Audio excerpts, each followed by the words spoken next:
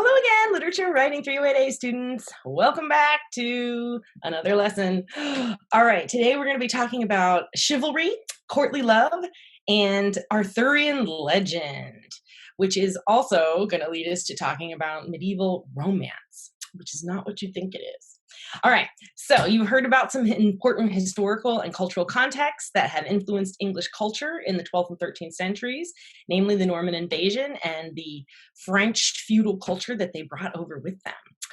So the immediate impact that the Norman conquest had on English literature was to bring French literature and French literary traditions to England pretty much immediately. Because all of the aristocracy and the literate people in the country were replaced with Normans, instead of being Anglo-Saxons, they became Normans, and their primary language was a Normanized version of French, so like a dialect of French called Norman French. And they brought that literature and all of those literary traditions over with them, along with the broader French literary traditions as well. So one of the things that was the French literary tradition brought over with them was a huge interest in stories of King Arthur, which is really funny because King Arthur was almost more popular outside of England than inside of England. So the concepts of chivalry and courtly love that go with the Arthurian stories also got brought over from continental tradition.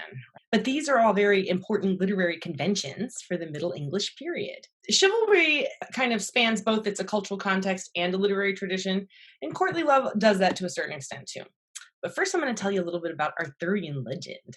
So stories of King Arthur, Arthurian legend, they are two types, essentially, of Arthurian legend, the chronicle tradition and the romance tradition. But both feature King Arthur. They're just different kinds of stories. So in the 6th and 7th centuries, as the Germanic tribes were invading, as we learned about in the last unit, Welsh or Celtic-derived Welsh authors told stories of Arthur as an incredible warrior. Often he had even sort of supernatural connotations. The most famous of these are the writers Taliesin and Nennius. And Nennius wrote the Historia Britonum around 800 AD in that neighborhood. Both of these tales are fragmentary. Nennius's is the most complete, and Nennius tells of 12 battles fought by Arthur against the Saxons, or the Anglo-Saxons. And in this work, Arthur was called the Dux Bellorum, which meant leader of battle. So in this book, he's kind of more of like a general rather than a king. So that's one of the first places that we see Arthur, and you'll notice that the focus is on the 12 battles that he wins against the Saxons. So he's a Celtic figure resisting the Saxon onslaught. And those Welsh stories continue up until the 11th century, right around the time of the Norman invasion. So that's a part of the native English tradition, or native British, tradition of Arthur stories before the French influence comes in. So the Welsh stories continued up into around the 11th century or so, right around the time of the Norman invasion. Hey, lady, did you just talk about King Arthur? Hi there. It's good to see you. You're back. King Arthur of the Round Table? Oh, I like hearing those stories in the pub. Yeah. He's a knight, and he fights with his sword.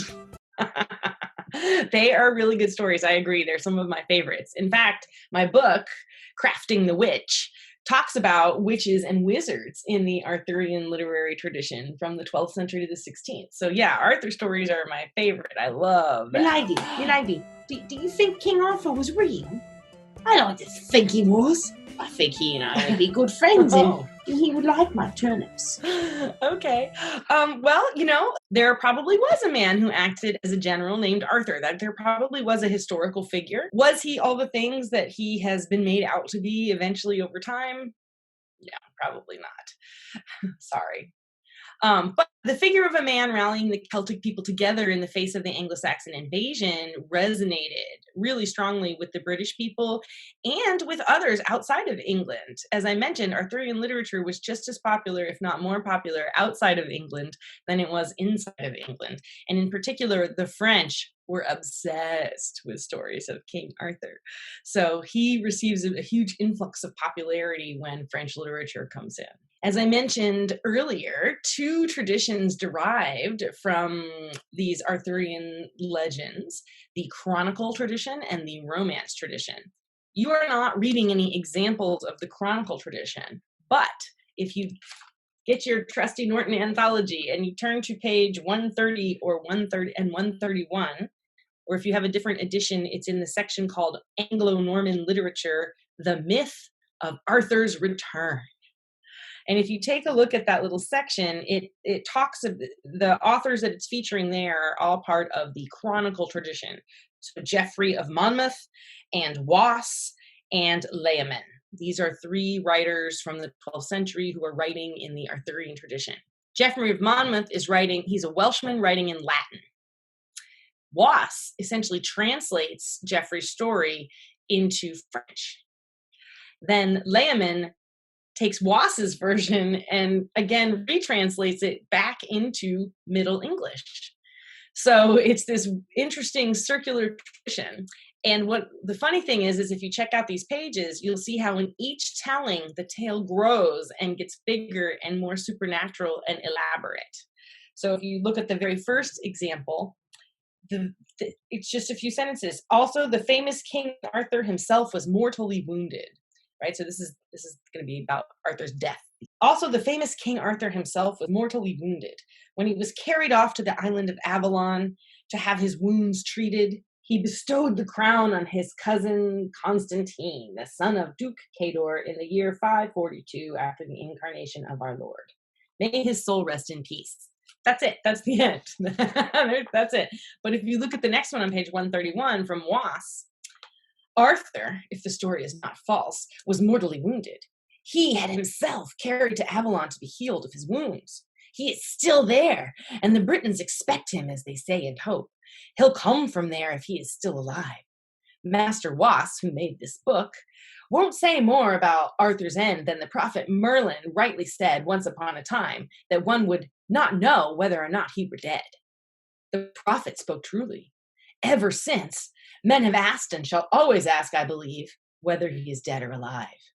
Truly, he had himself taken to Avalon 542 years after the incarnation. It was a pity that he had no offspring. He left his realm to Constantine, the son of Cador of Cornwall, and asked him to reign until his return. So, in the first one, he just dies and he goes to Avalon to have his wounds treated. In the second one, he goes and he's going to be coming back. He's going to be returning. This is where we start to get the idea of the once and future king. And then if you take a look at the third one, Layman's, his is even more elaborate. So Arthur was mortally wounded, grievously badly. To him there came a young lad who was from his clan. He was Cador, the Earl of Cornwall's son. The boy was called Constantine. The king loved him very much. Now we have a whole scene. Arthur gazed up at him as he lay there on the ground and uttered these words with a sorrowing heart. Welcome, Constantine. You are Cador's son. Here I bequeath to you all of my kingdom. And guard well my Britons all the days of your life, and retain for them all the laws which have been extant in my days, and all the good laws which were there in Uther's days. And I shall voyage to Avalon, to the fairest of all maidens, to the Queen Argante, a very radiant elf, and she will make quite sound every one of my wounds, will make me completely whole with her health-giving potions. And then I shall come back to my own kingdom and dwell among the Britons with surpassing delight.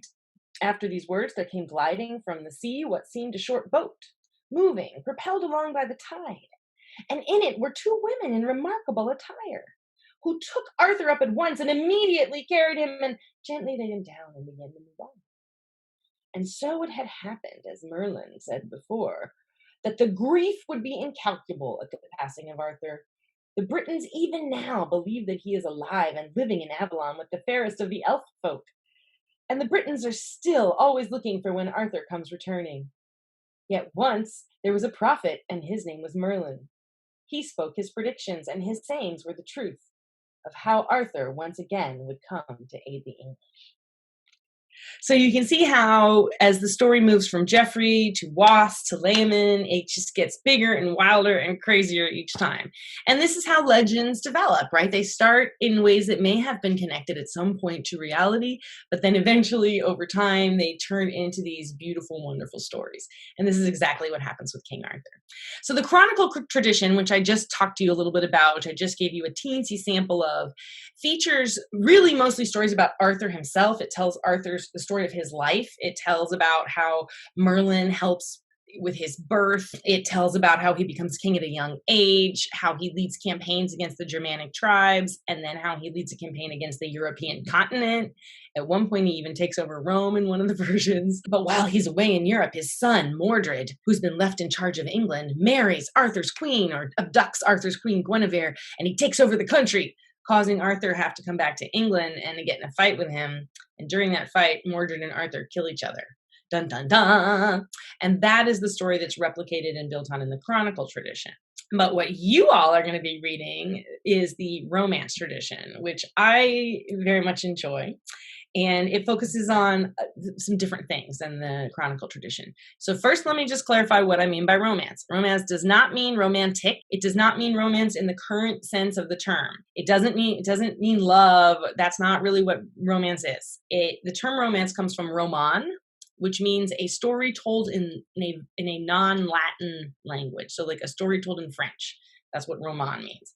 So romances are stories told not in Latin, in vernacular languages. So French or Spanish or English, languages that aren't the church language. So that's all romance really means ultimately. And the best definition that you can give of it is action adventure story or quest story, right?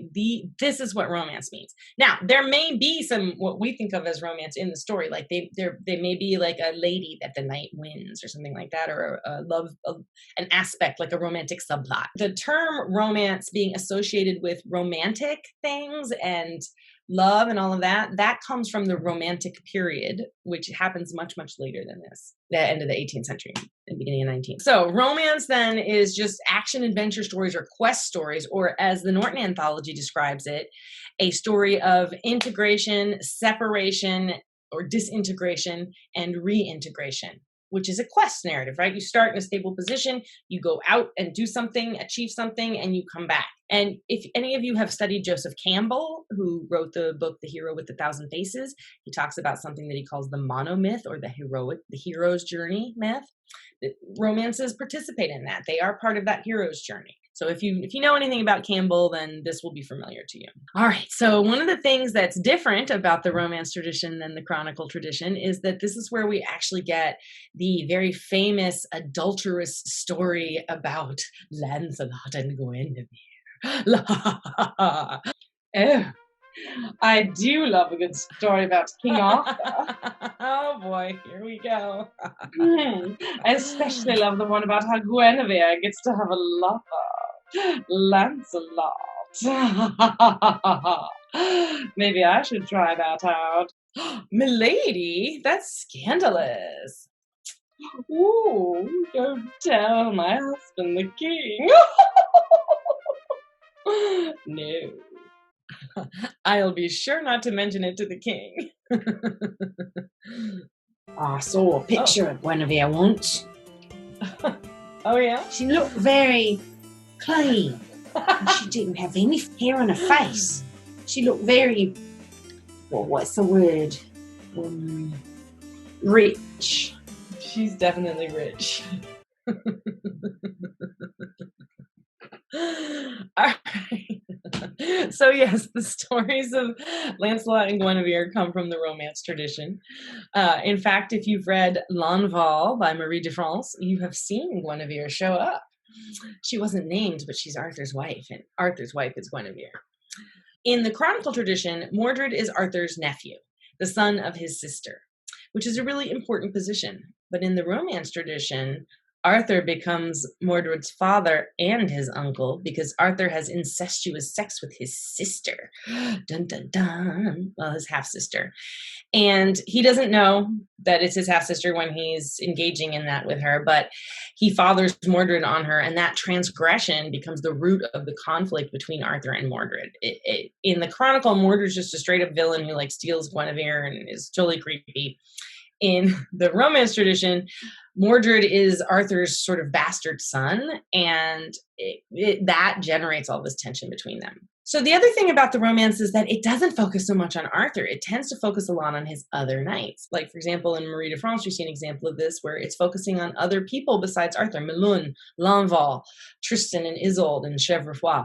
So in the romance tradition, we don't see this focus on Arthur's whole story. Instead, we're kind of seeing little vignettes of his knights and the various things that the knights are doing. So that's a little bit about King Arthur. Again, I just love King Arthur stories. I actually teach a full class on King Arthur, so if I ever get to teach it again, you should check it out. I taught it recently. Actually, some of the folks in this class were in that Arthurian class. So anyway, I do love stories of King Arthur.